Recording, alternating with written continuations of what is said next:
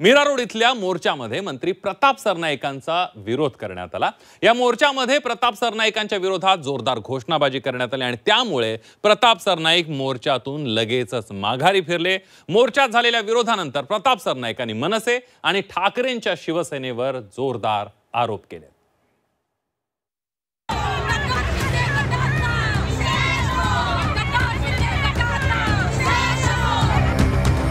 बाहेरचे मनसे आणि उबाटाचे लोक आलेले, बाहेर का आलेले? सत्तेवर लाथ मारून राजीनामा देऊन या ठिकाणी या मराठी माणसाच्या न्यायासाठी त्यांनी लढायला पाहिजे। ते सांगतात की मी माझी मंत्री पदाची आणि आमदारकीची चादर बाजूला ठेवून इथे आलो। मग आपण मराठी म्हणून त्यांना समजून घेतलं।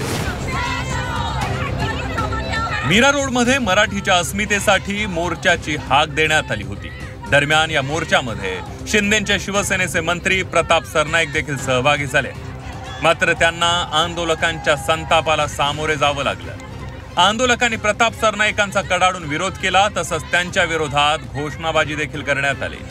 सरनाईक गो बॅक, गद्दार सरनाईकांचा निषेध, 50 खोके एकदम खोके अशा घोषणा आंदोलकांनी दिल्या।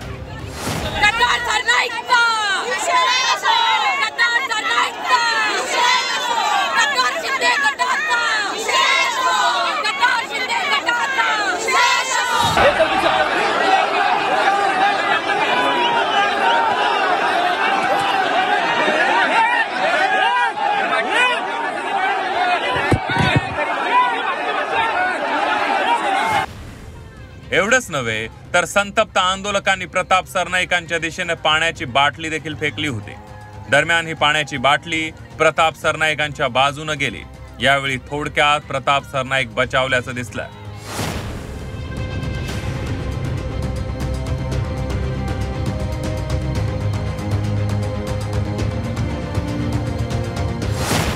प्रताप सरनाईकांविरोधात आंदोलकांचा रोष वाढत होता, त्यामुळे प्रताप सरनाईकांनी मोर्चातून काढता पाय घेतला।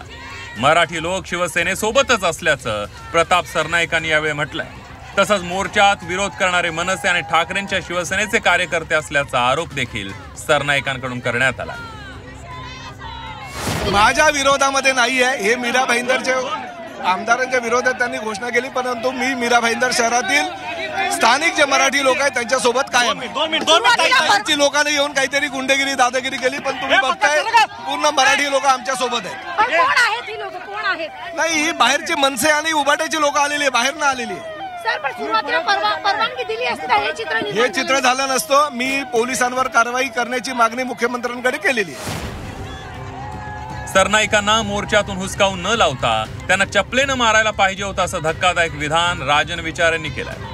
तर सरनाईक हे मराठी म्हणून आले होते, त्यामुळे त्यांना समजून घेतलं पाहिजे होतं असं वक्तव्य अविनाश जाधवांनी केलंय।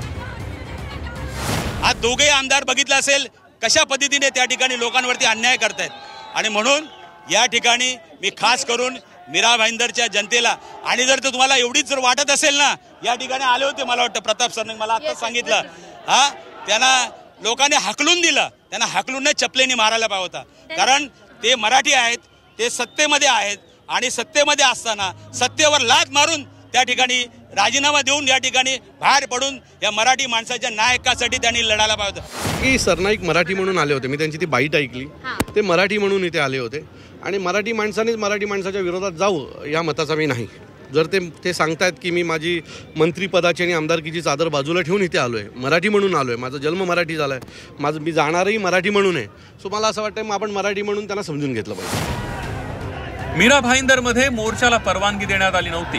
दुसरीकडे आंदोलकांना देखील ताब्यात घेण्यात आलं होतं, त्यामुळे आंदोलकांमध्ये सरकार विरोधात रोष होता आणि यामुळे मोर्चात प्रताप सरनाईकांचा विरोध करण्यात आला।